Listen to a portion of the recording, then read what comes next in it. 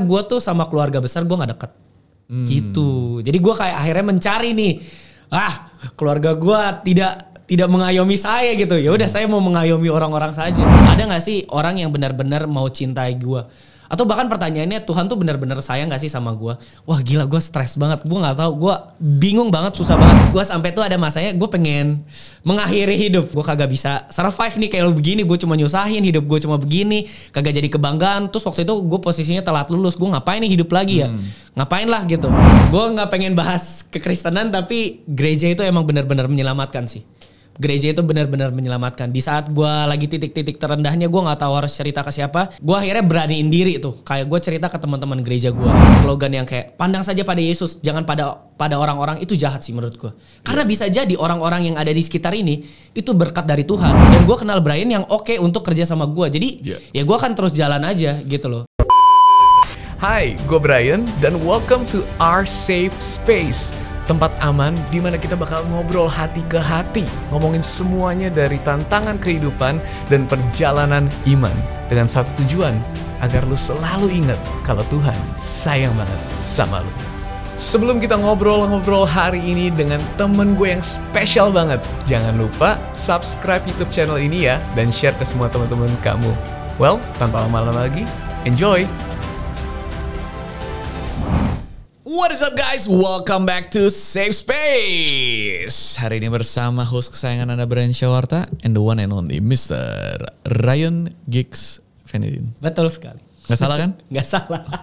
Hari ini gue pengen banget interview lo and denger cerita lo secara langsung karena lo sering nongol nih di sini. Yap, betul sekali. Tapi kayaknya masih banyak yang belum tahu atau mungkin udah tahu atau mengasumsi. Ya. Yang mana katanya asumsi itu tidak baik. Asumsi itu lebih tidak baik baik. Klarifikasi. Lo kok diklarifikasi? Apa yang perlu diklarifikasi? Iya. By the way rambut gue udah panjang nih. Sama nih kok. Kita kan potong bareng waktu itu. Potong bareng. Ya. Gue udah kayak mau either potong lagi atau gue panjangin. Lo mau apa? Gue pengen dipotong sih. Lu pengen nggak pengen dipotong? Kayaknya gue pengen modelin, nggak tahu, lihat deh. Tapi besok pagi ya mau gue hajar. Oh, oke. Sebelum liburan abis ini liburan ke Thailand, terus ada liburan ke Jepang. Asik. Melakukan hal-hal seru. Yeah. Tapi ini waktu kita terakhir cuma berdua podcast ya. Yoi. Itu kan viral kok.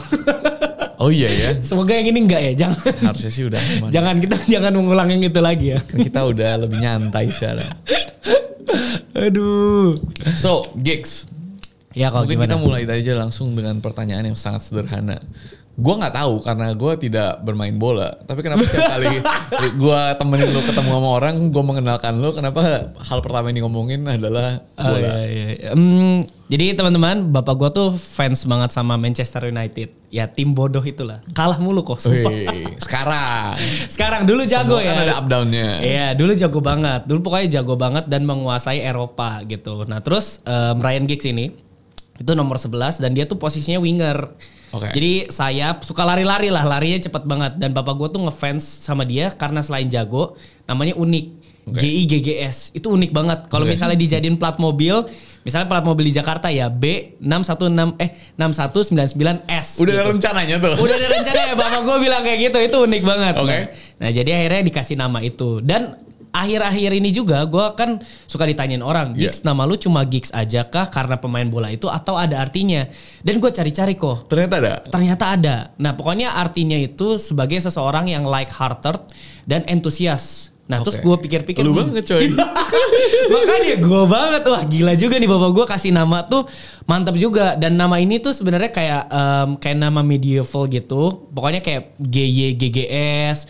Terus jadi Greeks dan lain-lain. Tapi akhirnya dimodernisasi jadinya Giggs. Dan which is nama itu ya. Kayaknya nama itu jadi doa juga ya. Makanya gue kelakuannya seperti ini sekarang.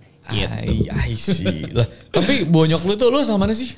Gua tuh asal ini Lampung, bapak mama gua orang Lampung, Sumatera lah. Jadi, nah ini juga fun fact ya. Gua ngobrol sama teman-teman gua, salah satu ciri khas orang Sumatera, emang bacotnya tuh gede banget sih. Masa? Iya, gua kalau misalnya gua ngomong kayak gini, mungkin gua gak budak ya teman-teman, kayak gua merasa kecil aja. Cuman kalau misalnya gua lagi ngobrol, kumpul dan lain-lain, Giggs suara lu gede banget. Oh iya masa sih? Gitu. Ya itu kayaknya lu gua nggak heran, tapi maksudnya emang orang Lampung kayak orang Sumatera in general laut gitu. Kayak gue tahu teman gue yang Manado, even orang yang orang-orang timur, dari Ambon, semua pada wow, lively gitu kan. Iya. Ini nggak tahu ya, nanti dikonfirmasi ya teman-teman orang Sumatera. Tapi orang Sumatera tuh mungkin bukan besar karena misalnya kalau orang Timur kan bercandanya rumahnya jauh-jauh, jadi harus teriak-teriak, woi gitu. Kalau orang Sumatera nggak, orang Sumatera tuh temperamen aja kok.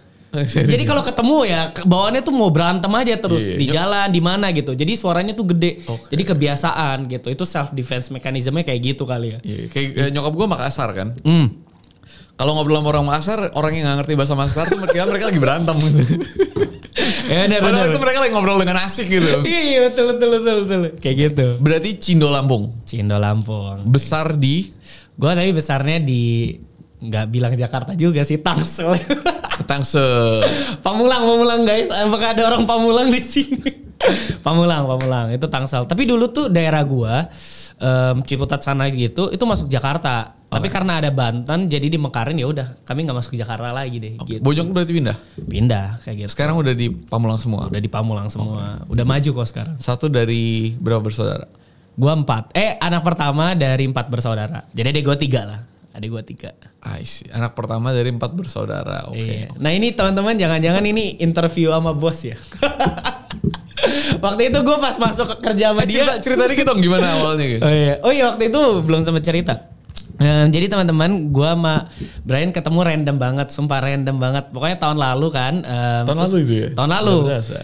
Kalau teman-teman tahu Pluit Village. Nah itu tuh sering ngadain pameran pet. Nah jadi waktu itu gue datang lah sama teman kantor gitu kan. Terus kayak gue ngeliat, wah ini koko-koko yang waktu COVID suka bilang stop. Terus gue orangnya SKSD kan gue ya kan. Ya mirip lu lah SKSD. Mau samperin nggak? Ya udah samperin aja. Kalau dia sombong ya udah. Yang penting kita udah tahu. Tapi kalau misalnya dia seru ya seru sama-sama nih. Mungkin bisa adu chemistry gitu. Ya udah gue sama teman gue samperin gitu. Terus kayak, woi kok. Terus lu juga jawab kayak, woi gitu. Lu belum tanya siapa tapi kayak, woi gitu ya udah. Woi kok lu kok yang suka ini kan. Yang stop itu Brian Siawarta. Iya gitu. Nah terus akhirnya kami kenalan. Sebut nama dan lain-lain. Gue sebut juga waktu itu gue lagi kerja di creative agency. Kenalin terus kita sempet DM-an. DM-an. Terus lu doain kok, inget gak? Gak inget. Waktu lu masih bisa berdoa kayak dia. Masih bisa. Lu doain pokoknya personal lah buat gue. Waktu itu lagi ada struggle apa gitu. Terus menurut gue doa lu sangat personal ya. Mungkin di situ masih ada kuasanya ya. Nah teman gue juga didoain. Ya terus teman gue juga didoain personal sama lu. Ya udah dari situ teman-teman terus kita kayak ada side project.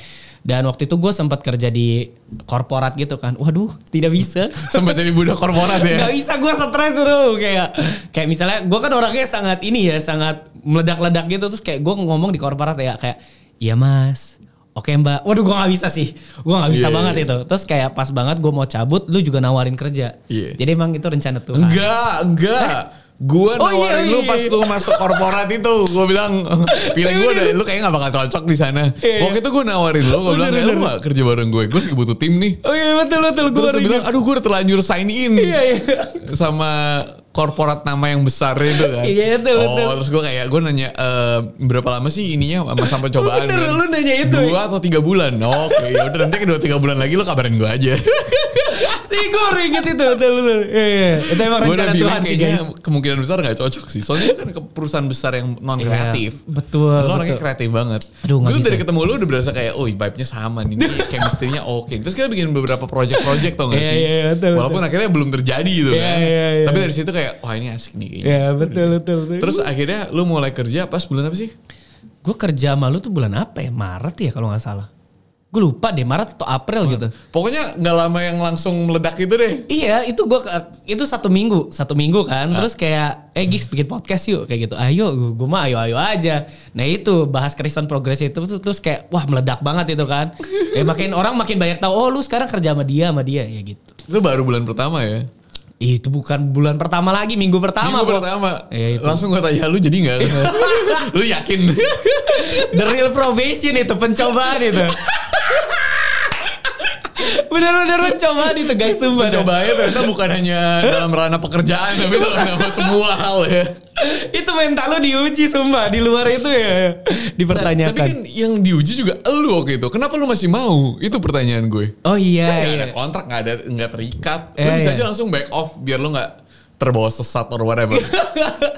Oh iya, itu bener juga sih. Itu pertanyaan gue. Banyak banget yang tanya. Jadi teman-teman anyway, wah ini gue sama Brian kerja ya bentuk kepercayaan aja. Ya kepercayaan aja. Terus kayak waktu itu rame kan banyak juga kok yang ngomongin lu negatif tuh. Yeah. Pokoknya di luar kekristenan lah ya. Pokoknya kayak bahas sisi personal lo dan lain-lain. Waduh gue kayak mikir juga nih. Aduh ini bener gak ya orang ini begini brengsek kayak gini. Nanti gue diapa-apain lagi. Cuman gue punya...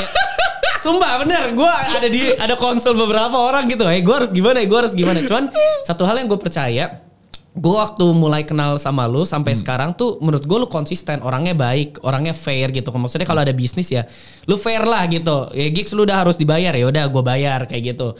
Nah terus gue punya prinsip gini, oh mungkin nih gue nggak tahu ya apa yang dituduhkan orang-orang itu dulu tuh bener. Gitu loh, dulu tuh benar, gue nggak tahu gitu. Cuman gue kenal Brian tuh yang baik dan gue kenal Brian yang oke untuk kerja sama gue. Jadi ya gue akan terus jalan aja gitu loh. Jadi maksudnya gue misahin kayak tiap orang kan ada fasenya kan. Ya ada fasenya di mana. Dan satu hal juga yang gue belajar, satu orang nih, tapi pengaruhnya ke orang-orang lain tuh spektrum. Misalnya nih gue pengaruh ke lu mungkin ABCDE, tapi mungkin gue pengaruh ke orang-orang lain tuh EFGHE, dan yang mungkin itu mungkin sesuatu yang berbeda gitu. Mungkin kalau gue ke lu kan gue cocok banget nih, jadi gue akan memberikan yang terbaik ke mereka kan mungkin gue kurang cocok, dan mereka kan lihat gue, wih jahat banget dia mah nggak seru nggak asik dan lain-lain. Jadi kita nggak bisa lihat orang tuh nggak bisa dipukul rata gitu, banyak spektrumnya dan banyak perspektifnya gitu sih. Sangat bijak ya guys ya. Hidup menampar saya jadi begitu kok. Asik. Berarti sekarang udah berapa lama? Udah setengah tahun ya? Kayaknya lebih deh. Iya ya, lebih. Time flies. Ya nggak keras ya. Terus berarti kalau kita balik lagi ke perjalanan hidup lo ya, yang menjadikan lo sekarang berarti itu tahun ini umur berapa? 20? 22. Enggak ya, 27. Nah, biasanya kan tipe-tipe kita ini bukan tipe-tipe anak pertama tuh enggak? Oh. Kita ini kayak personality anak terakhir. Oh iya. Biasanya kan anak pertama tuh kayak serius, apa disiplin, dedicated, orangnya kayak pokoknya kayak semuanya tek rapi lah gitu kan. Terus nggak kayak cengengesan, terlalu have fun, gitu kan. Personality ini kan personality anak kedua atau anak ketiga gitu. Personality anak dimanja. Gue 3 bersaudara, adik gue yang paling kecil yang cewek malah yang kayak personality-nya anak pertama. Oh, oke. Yang lebih mimpin gitu ya. Oke. Nah, dalam perjalanan itu punya dinamika yang unik sendiri. Kalau lu gimana? Kalau gue pribadi, nah itu satu hal yang gue mau highlight. Iya sih, orang tuh ngelihat gue cengengesan kan. Jadi mereka tuh nggak pernah nyangka gue kayak anak pertama in first impression ya. Cuman kalau gue gini kok, mungkin kalau ketemu orang pertama kali gue cengengesan dan lain-lain. Tapi di belakang itu semua kayak misalnya tuh gue sama pacar gue tuh suka banget dijadiin bapak sama emak di komunitas gue. Gitu, karena gue punya 3 adik kan. Dan jaraknya tuh lumayan jauh. Jaraknya kayak 8, 10 sama 14. Jadi gue udah biasa ngomong mereka. Nah tapi gue gue mungkin karena cowok semua. Jarak jauh juga itu ya. Jaraknya jauh. Terus karena cowok semua dan gue tuh bentuk approach-nya itu kok dengan cengengesan.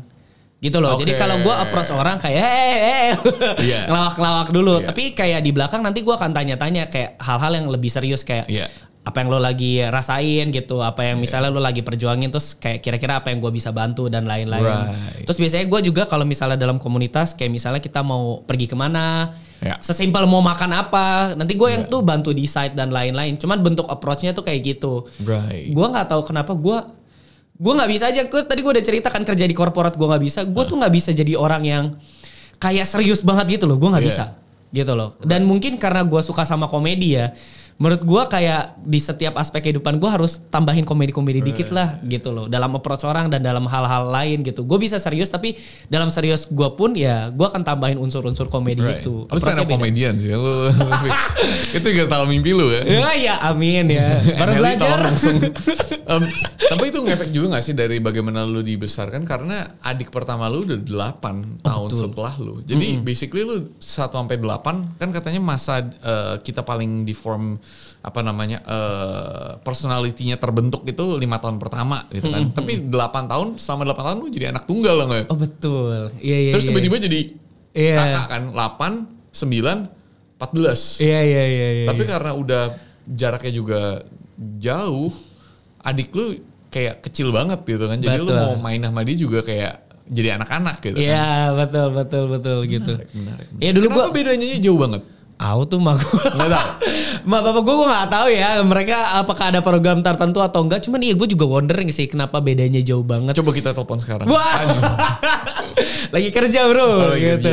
Iya cuman akhirnya itu menarik banget sih. Akhirnya gue ketika ada adik gue tuh yang bantuin ma bapak gue gitu loh buat ngurusin. Jadi gue udah biasa lah. Kayak misalnya nyuapin makan gitu. Terus kayak misalnya nih dia ke toilet, yang bersihin gua guys, sumpah yang bersihin gua dari kecil. Itu dari kecil, maksudnya gua kayak nggak ada jijik-jijiknya gitu loh, kayak ya udahlah biasa aja gitu.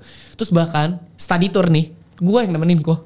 Right. Ma bapak gua kerja, study tour gua yang nemenin gitu. Right, yeah. Gitu. Jadi kemana-mana ambil rapot, terus kadang wisuda dan lain-lain itu udah gua yang nemenin kayak gitu. Jadi mungkin ketika gua bersosialisasi sama teman-teman ya.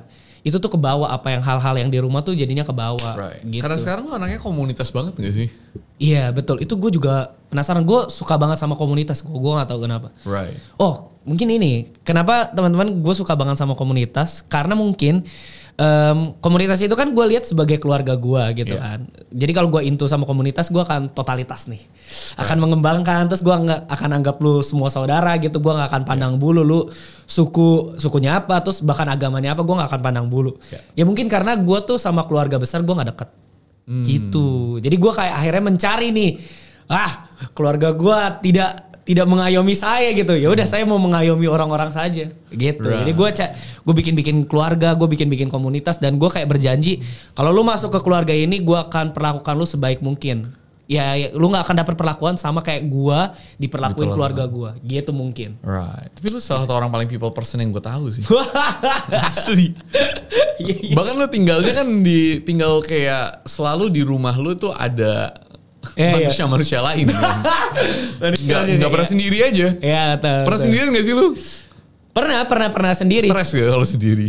Iya cuman gue bisa bilang agak stres sih kok kalau gue sendiri. Gue butuh waktu buat sendiri ya gitu kayak sometimes gitu. Tapi gak bisa lama-lama. Gue gak bisa lama-lama. Gue harus ketemu orang lah kayak gitu. Even kita maksudnya gak ngomongin yang berat-berat banget. Ya kita cukup bareng aja duduk gitu. Kadang main HP aja. Kalau gue udah lihat tuh aman. Gitu. Gue lebih tenang gitu sih. Gigs, beberapa pertanyaan. Yang pertama, berhubungan safe space. Yeah. Pernah gak lo berada dalam titik terendah di dalam hidup lo? Titik terendah, ada nih. Gue udah sering cerita. Pas kuliah itu, itu titik terendah gue kok. Sumpah. Kenapa? Teman-teman gue kuliah dulu di Universitas Pertamina. Itu keren banget guys. Jadi promosi kampus ya. Swasta paling keren di Jakarta Selatan lah gitu. Terus gue dulu angkatan pertama. Nah tapi gue tuh gak masuk ke jurusan yang gue pengen. Gue masuk ke teknik perminyakan gitu. Gue dulu SMK juga teknik listrik di sini. Pokoknya gue udah sering lah teknik gitu. Nah pas gue masuk ke teknik perminyakan itu susah banget kok. Susah banget. Dan karena gue sadar maksudnya mungkin gue orang yang lebih cerdas dalam sisi sosial gitu loh. Yeah. Dulu gue mau masuk psikologi. Kalau gak masuk psikologi oke lah gue masuk komunikasi. Cocok tuh. Iya. Kalau gue gak masuk komunikasi oke lah gue masuk teologi. Asik. Dulu ya masih idealis. Wah gue itu struggle banget. Pokoknya struggle banget kayak semester 1. Nih semester 1 nih kok. IPK kan maksimal 4. Ya. IP maksimal 4. Gue IP-nya 1,14 kok sumpah. Gue ada 3 matkul nih Kafiki sebutannya. Kalkulus, fisika, kimia. Semuanya Wah gila gue stres banget. Gue gak tahu. Gue bingung banget, susah banget. Karena dulu pas di SMK kan kita bandel kan. Gak belajar gitu. Kayak pelajaran-pelajaran yang tadi gue sebutin gak pernah dipelajarin. Kita belajar tuh ya kelistrikan aja. Pelajaran produktif istilahnya gitu. Pas gue kuliah, wah gue kaget banget. Pokoknya gue stres banget. Terus itu tuh masa-masa keluarga gue sulit juga. Kayak cari duit lah, susah banget itu. Pokoknya masa-masa sulit.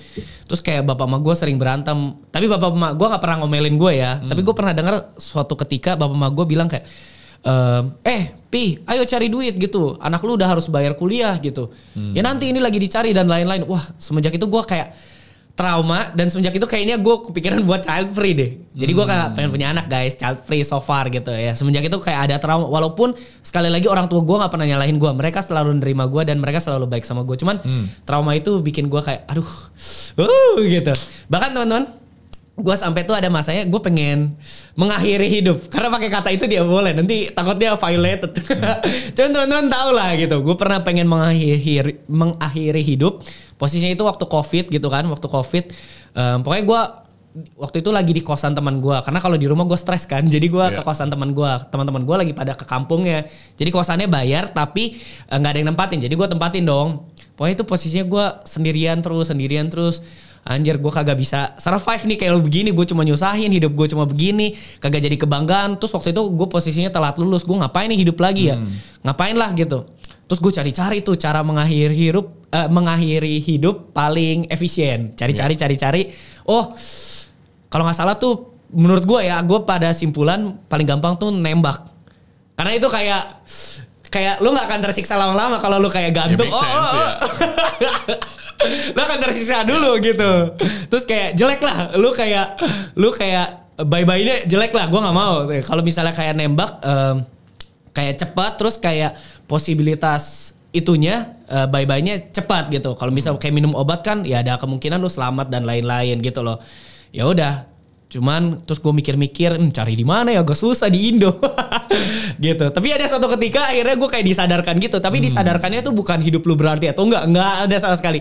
Gue disadarkannya gini, Gigs, ingat ini kosan temen lu. Lu bayangin kalau lu bye-bye di sini gitu. Ini kosan jadi angker.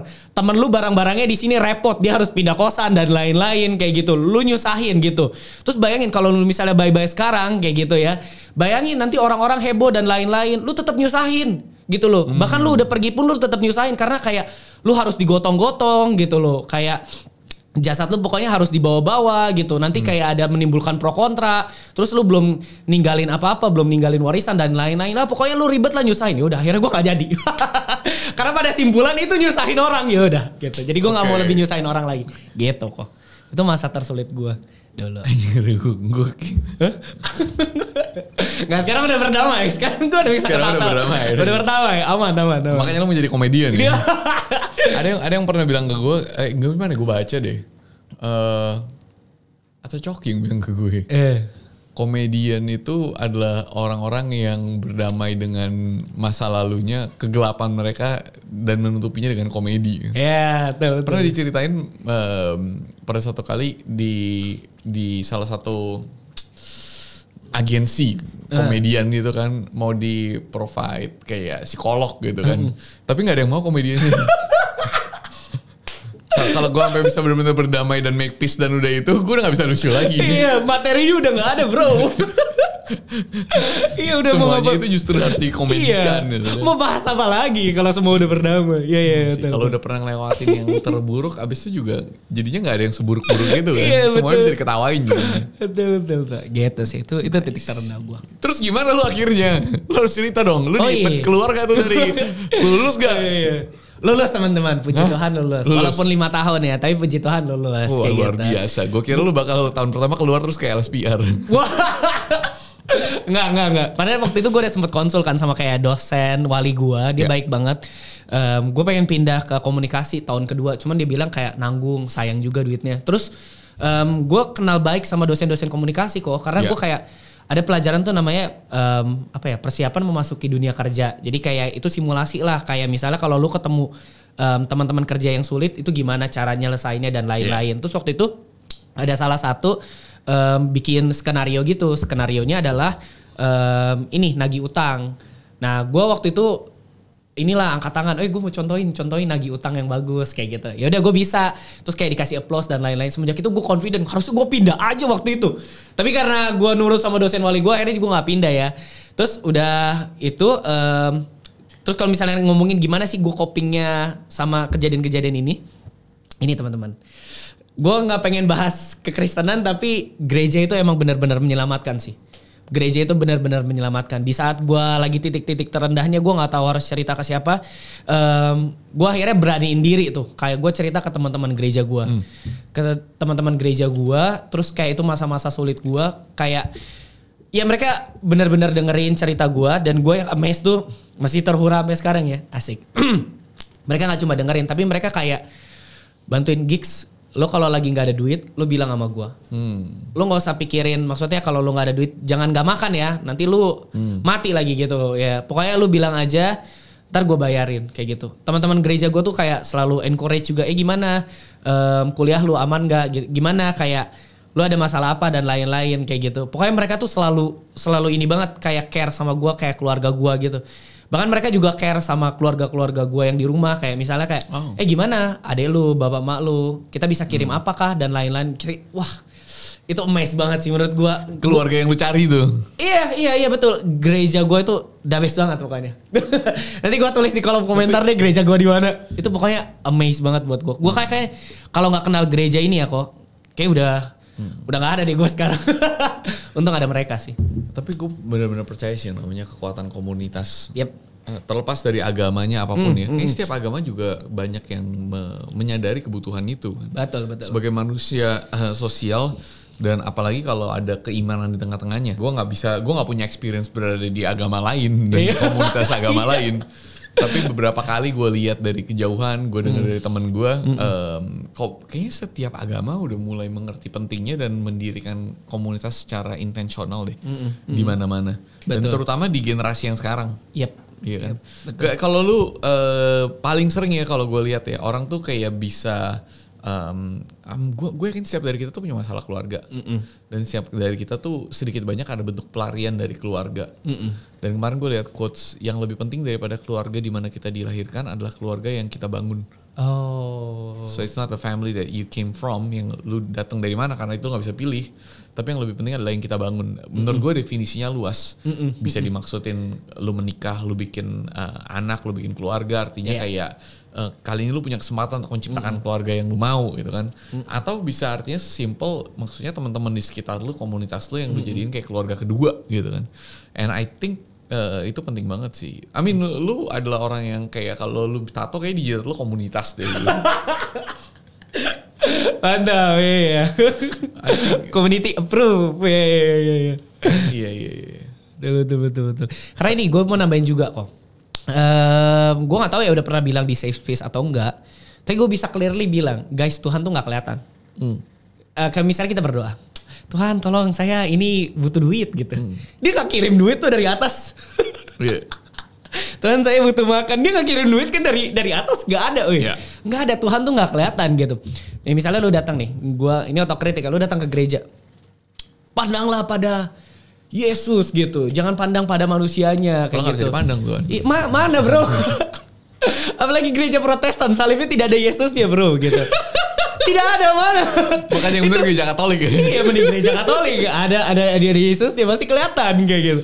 Nah tapi gue selalu percaya pertolongan Tuhan tuh nyata lewat orang-orang yang ada di sekitar kita. Dan lewat orang-orang yang sayang padanya. Nah, gue selalu percaya itu. Jadi ketika gue berdoa butuh duit, butuh makan, gue butuh ketenangan. Ya mungkin Tuhan gak langsung duar gitu. Enggak.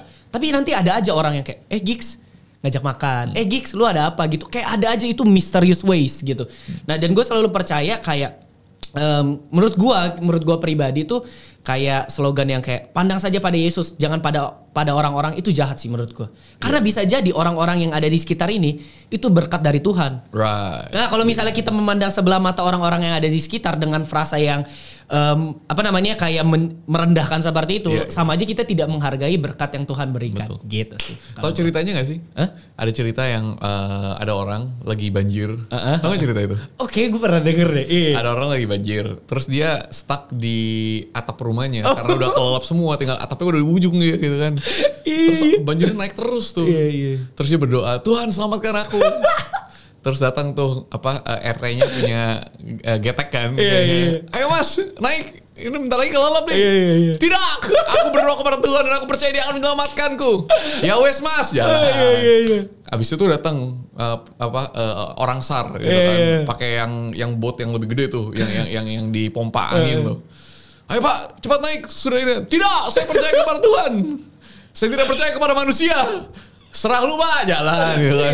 Yang ketiga helikopter datang tuh. Bapak tolong segera mengungsi sekarang, air akan naik. Tidak, saya percaya kepada Tuhan, Dia pasti akan menolongku.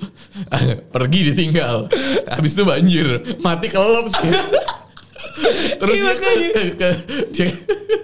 Dia ke surga, marah dia bro sama Tuhan.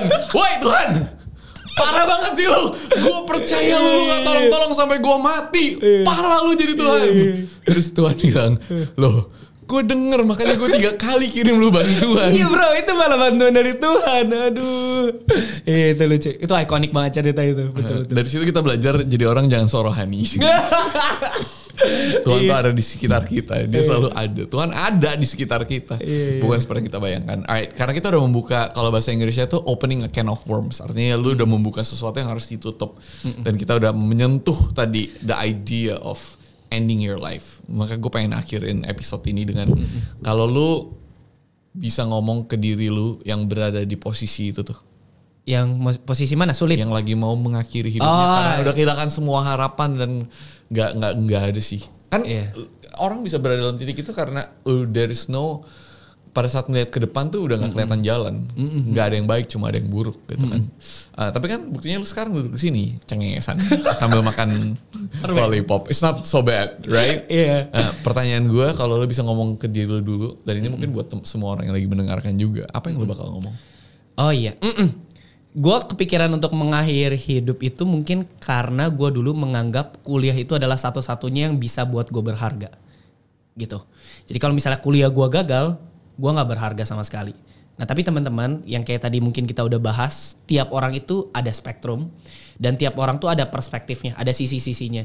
Dan harga diri lu tuh gak cuma ditentuin di satu hal aja. Kayak misalnya nih, gue kan kuliah gagal, gue merasa gue gagal dalam hidup. Tapi tuh ada hal-hal yang menurut orang-orang tuh bisa diapresiasi dari diri gue. Misalnya tadi, dari dulu tuh gue orangnya sangat care, dari dulu tuh gue orangnya sangat cheerful, akhirnya bisa membawa suasana yang baik ke dalam komunitas dan lain-lain. Nah dulu tuh gue gak fair dan gue gak menghargai hal-hal yang ada itu di dalam diri gue. Gue pokoknya lihat buruknya aja dalam diri gue gak mau lihat kebaikannya. Nah pesan gue adalah kalau misalnya teman-teman pengen gitu ya ngelakuin hal yang gue dulu lakuin, jangan gitu. Karena maksudnya gue percaya pasti ada hal baik dalam hidup lu. Tapi mungkin belum tersingkap aja. Atau mungkin lu belum berada dalam circle atau komunitas yang bisa mengapresiasi lu dengan sebaik mungkin.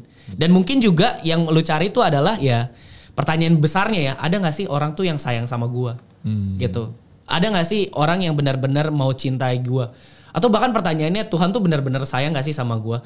Nah gue bisa bilang ada. Dan Tuhan tuh sayang sama lu. Cuman butuh prosesnya dan butuh orang yang tepat. Nah selama itu juga ya gue harap teman-teman bisa cintai diri lu dulu gitu loh. Jangan buru-buru lah karena pasti ada hal yang bisa diapresiasi dan kayak kenali kira-kira apa ya dan lain-lain. Ketika nanti lu udah sadar diri lu bisa dicintai, gue percaya akan terbuka tuh orang-orang atau komunitas-komunitas yang mulai menyayangi lu dan akhirnya di situ endingnya oh iya Tuhan thank you ya, gila sayang lu tuh terbuktikan lewat orang-orang yang ada di sekitar gue. Gila Tuhan, gue juga sayang sama lu gitu. Amazing. And that is close to the episode. I think I like this. Kayaknya chemistry kita lumayan. Lu jadi host kayaknya jago juga. Amin. Nanti kita bakal bikin lebih banyak sesi kita berdua untuk ngobrolin lebih ke tematik, topik, hal seru ya. And kita bisa undang juga teman-teman untuk dan gue pengen membuka safe space bukan cuma kayak harus artis, pendeta, pemuka agama, tapi daily conversations dengan topik-topik yang lebih ada di dalam otak dan hati kita. Betul. So kalau kalian mau dengerin topik apapun, put di kolom komen sekarang, kasih tahu apa yang harus kita bahas. And we'll see you next episode. See you guys.